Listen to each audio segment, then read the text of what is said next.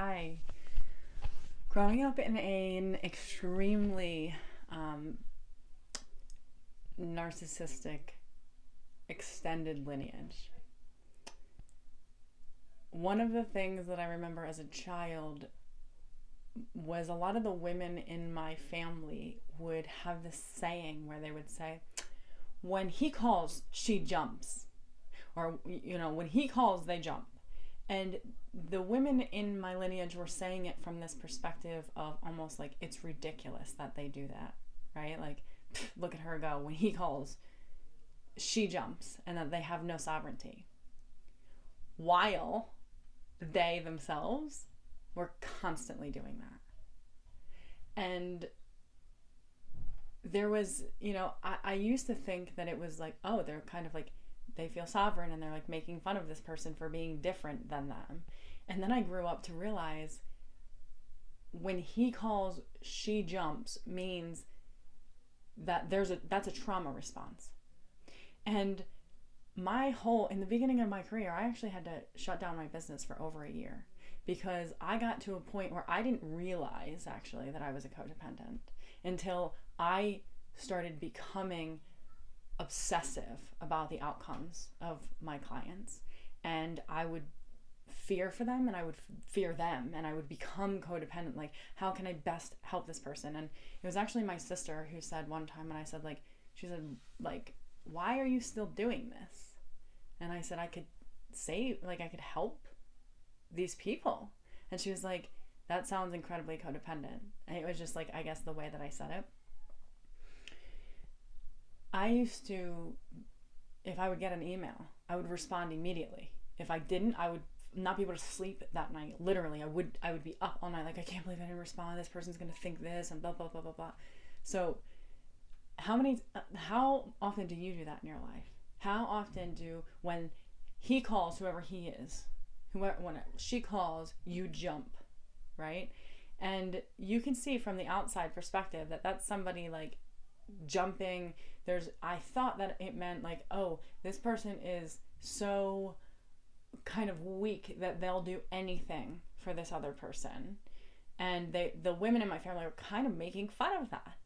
While also every woman in my family was engaging in that. When my grandfather would call, everybody would jump, right?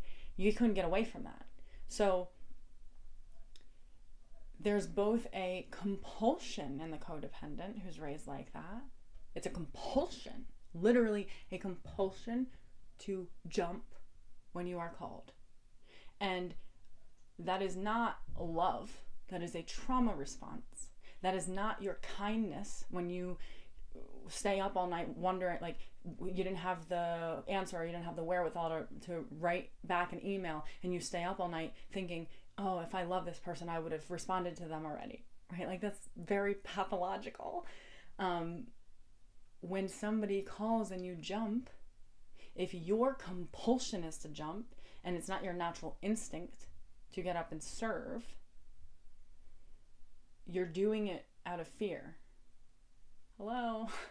This has been like a majority of my life, right?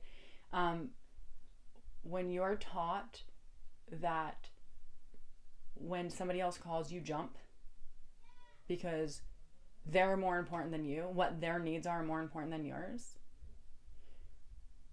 you're going to grow up to compulsively and out of a trauma response, not out of caring, which we think it is, right? We think like, if I'm a loving person, I'm going to respond. If I'm a loving person, I'm going to jump.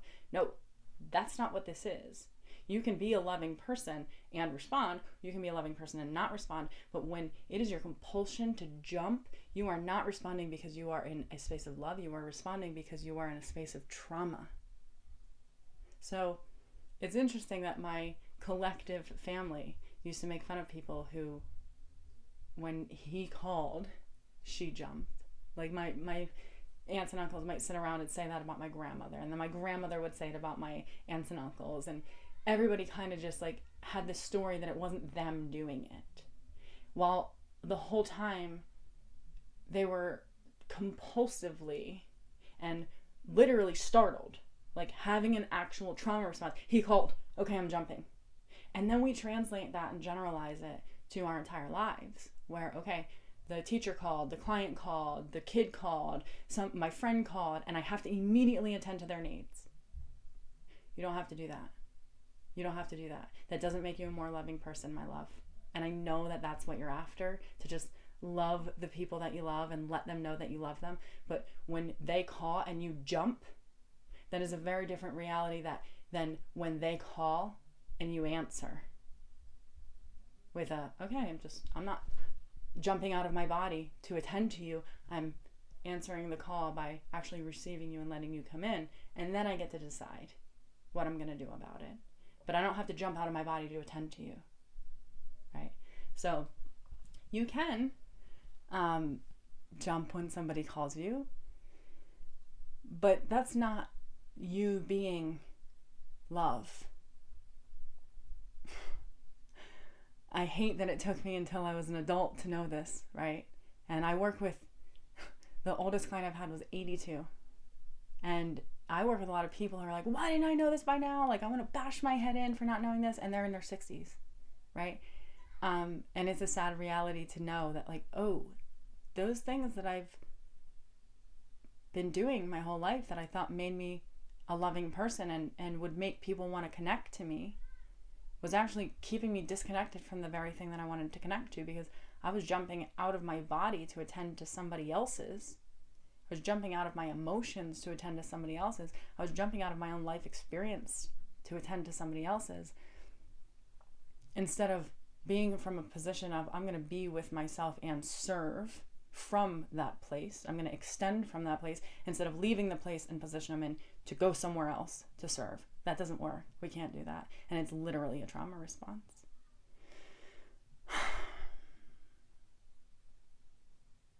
I hope this makes sense.